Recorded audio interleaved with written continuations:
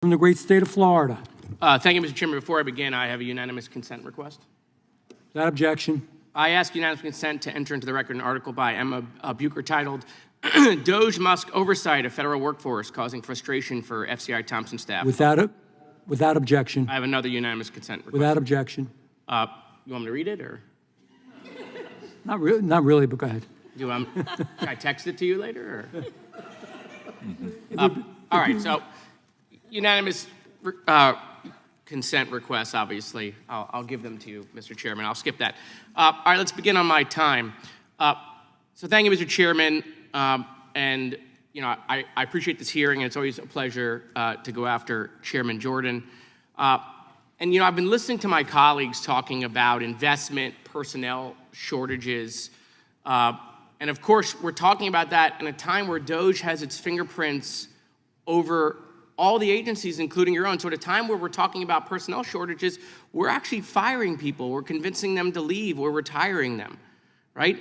And don't get me wrong, like, you guys need more resources, right? You need more people. You got crumbling infrastructure, right? We need to be tough on crime, tough on criminals. I get all that. And there's definitely need to be serious reforms, right? This is a serious conversation. But, you know, earlier I was listening to the ranking member, and she brought up something about Trump talking about Alcatraz. And of course, look, this is just another distraction to divert attention away from the tariffs or rising prices or the struggle on Main Street. But since we're having a hearing on prisons, it's lucky timing for me. So, 3 times more expensive than any prison to operate in 1959, Alcatraz was. Okay? It needs about $250 million to shore up the infrastructure and utilities. All food and water has to be barged in. Sewage has to be barged out. The facility is almost 100 years old. And so I don't get it. In the days of Doge, where we're cutting budgets, we got to find savings. Now we're going to what? We're going to cut Medicaid and SNAP so that we can pour money into Alcatraz. First of all, have you been to Alcatraz recently? It literally is it's a rust box walking around. You need a tetanus shot just to go into the building. Do we still give tetanus shots, or has RFK gotten rid of those? I can't keep up. And so, listen, where did the president get this idea all of a sudden? Right? Where did he get the idea? Perhaps he was watching Escape from Alcatraz, right? And I brought boards because some people are visual learners. Perhaps he was watching Escape from Alcatraz by Clint Eastwood.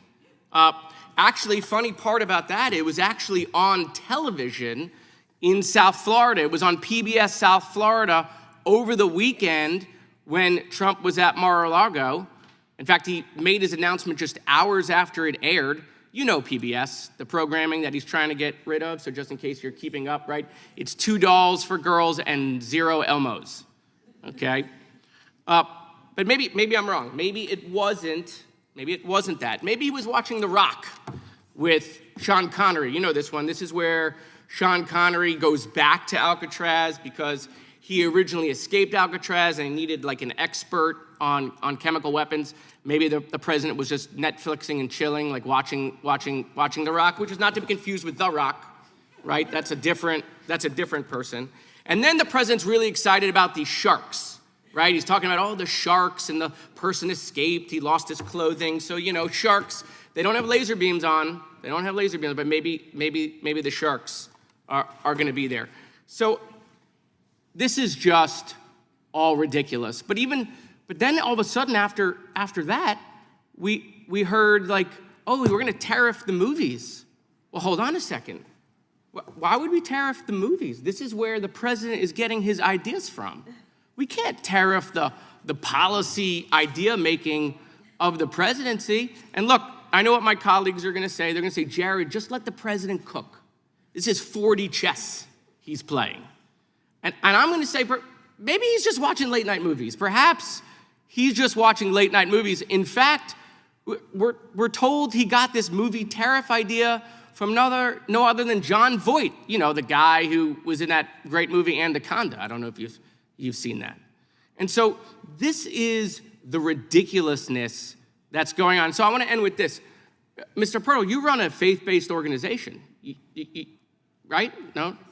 Oh, it's Mr. Wild, you run the faith-based organization. Sorry. You think it's a good idea to reopen Alcatraz? You think the faith-based community has been pounding the table to reopen Alcatraz? Prison Fellowship's stance is that prisons should be safe, effective, efficient, and uphold human dignity. Okay, let me make it easier for you. All four of you, which one of you think we should reopen Alcatraz? Just raise your hand. Okay, so for my colleagues who sometimes, are a little slow, no one raised their hand. Okay, nobody, not a single witness. None of your witnesses here think we should reopen Alcatraz. And so, we have real problems in the prison system. It does need reform. It does need money. We can work on that together. But the president puts out Alcatraz as a distraction. Thank you. The gentleman yields. I am going to yield to myself. I had prepared remarks, but before we get into them, so much has been said on the other side. I just want to address some of that. First of all, I want to say, Mr. Moskowitz, you really do have talent.